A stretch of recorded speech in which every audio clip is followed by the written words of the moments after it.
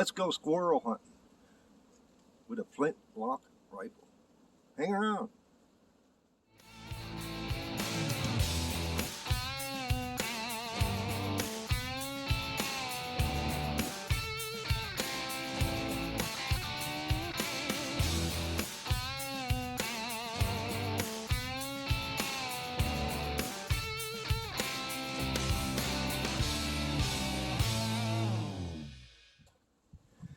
Well, howdy guys. Yep, we're out at the state game ranch. Gotta wear your mask. If you want one of these, go ahead and go to my merch store. It's down there in the description box. But yeah, let's get rid of this thing. You gotta wear your mask everywhere you go. What we're gonna do today, we're gonna go out and try and get ourselves some squirrel. But got a little bit of a twist to it. So let me get everything squared away, set up, and I'll show you what we're doing. What we're gonna do. I got it out here. Yep. We're gonna take the smoke pole. This is that Jakar that I had in a couple of videos back that was going to swap things over. Go to find out it wasn't going to work. That the stock on the one that was a cap lock had some issues, some cracking I didn't see, so I got to attend to that first. So I put her back together. If I can get the gun sock off. These are a great little thing to get, but we're going to be taking out the Jakar 45 caliber, but we're not going to be shooting round ball. This is the plan. Let me lay this down here. We are going to be shooting shot in a rifled barrel. The rifling lands, the grooves are so shallow on this that it could be almost a smooth bore. But I made up these paper cartridges. All that is a piece of paper wound around a barrel that I had. It was the same size caliber as a Jakar, and filled it full of, I think, number 5 shot. So we're going to try that. We're going to put the main charge down. We're going to be using some GoX 2F or 3F. Sorry, no, I think it's 2F. I'll have to look. But in some 4F in the or 3F, the same powder from the horn into the priming pan.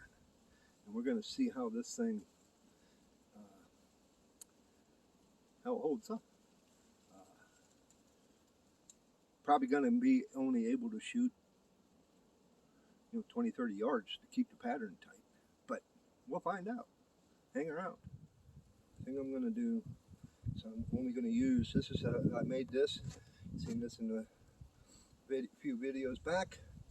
Powder measure. This is a 60 grain measure. I'm going to put about half. About 30 or so grains, because I don't want to blast the squirrel apart. If it does, I mean, that's a deer load for a round ball. So we are gonna fill it about halfway up.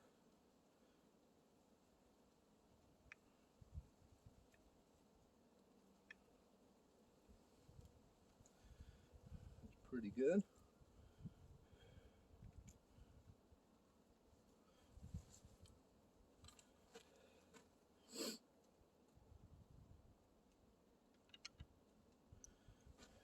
A little love tap. Now for the charge, like I said, it's just a piece of paper. It's really just like from a copy machine, just regular paper. And we're gonna send that on home. Hopefully we can get her started. Get my ball started. I want it to fill the lands. So we'll find out if it's gonna work or not.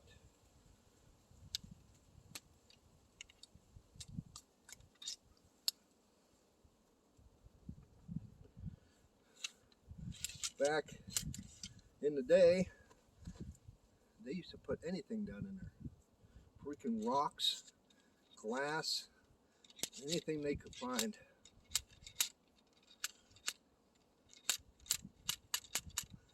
I want to make sure she's tamped down. No air gap. You don't want to get an air gap in between your charge and your round.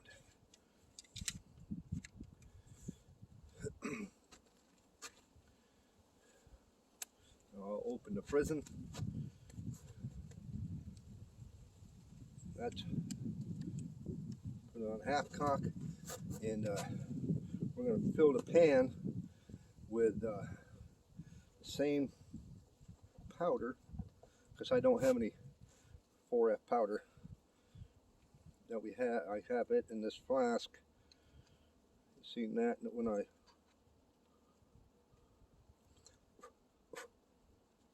just enough. This flash guard is a pain in the rear sometimes. Close that up, put this away, and let's see what we can find.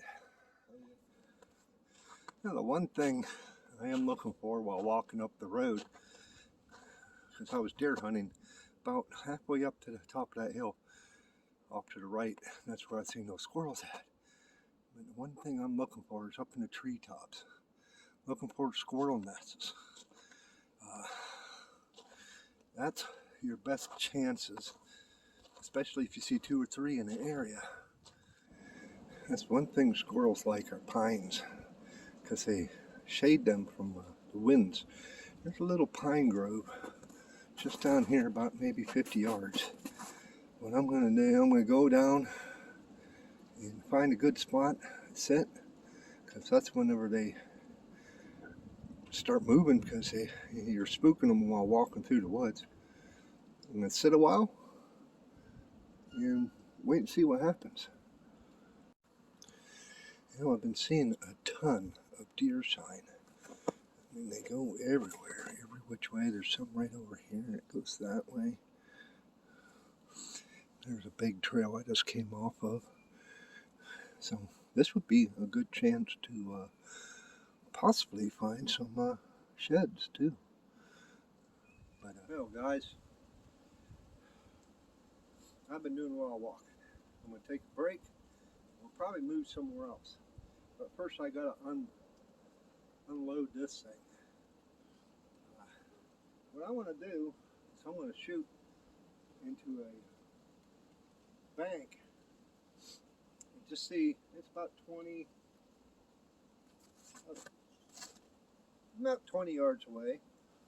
I'm going to shoot into the bank just to see how that pattern at that distance. I might move back a little bit further just to see what it does and how close I have to be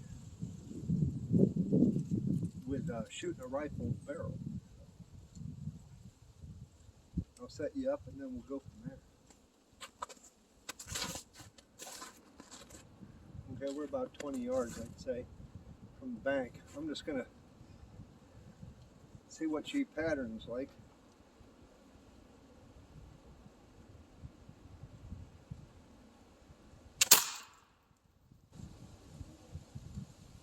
Now we'll go take a look at it. I see the paper wad is about 10 feet in front of me, and it's a little burnt. We'll go check it out. Yeah, the wad was burnt, so I need to get some sort of patch. But right there, you can see that it's patterned pretty nicely at 20 yards. I bet you 25, 30 yards should be pushing it. But about 25 yards, 30 yards will definitely push it. 30 yards would be almost double where it was. But I think it would do the trick. I know where I'm going to be going for turkey season. I went and backed out. A couple turkey crossed the road up there almost to the knoll. One went to the left side and one went over to the, two went to the right. So I'm just going to creep on up through here. Right there's where they're crossing. That's where they went up over. They must have just turned around and came back.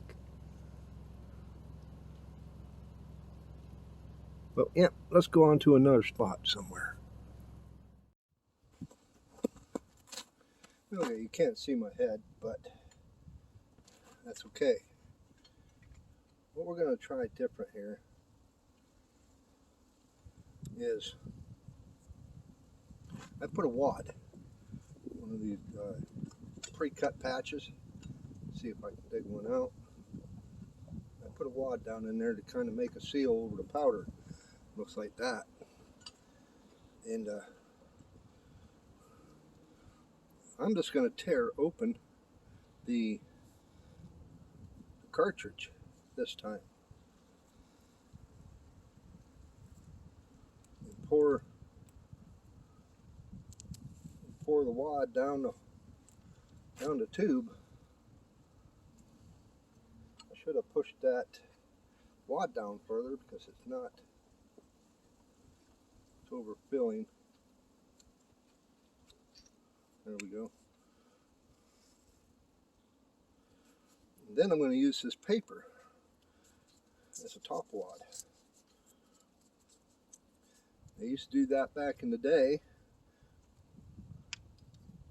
with the muskets. I'm still running about 30 grams of powder.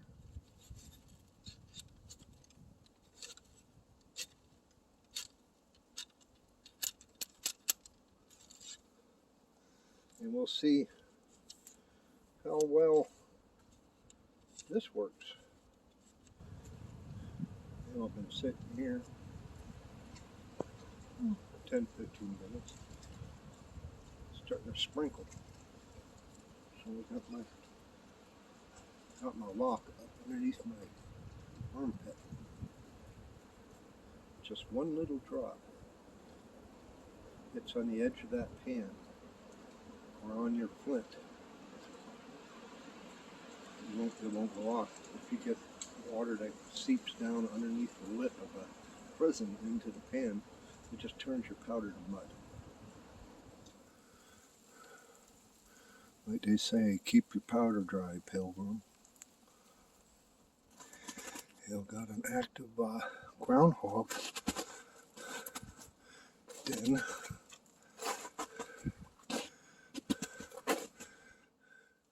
You know, I could be wrong. I think it might have been a fox or a coyote, because there's feathers, fur or something there. It looks like they were digging. I bet you it's what it was, because there's small prints.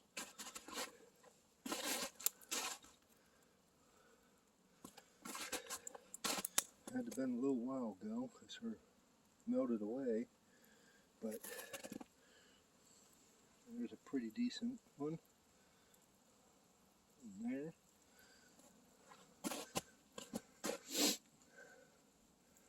Looks like they've been working this area. So, I'll let you know where this is at, Boxy. A little ways from your place, but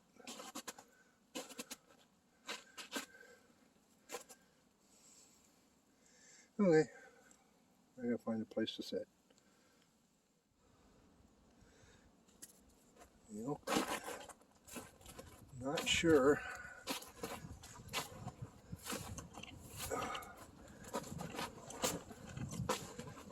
What's going on here?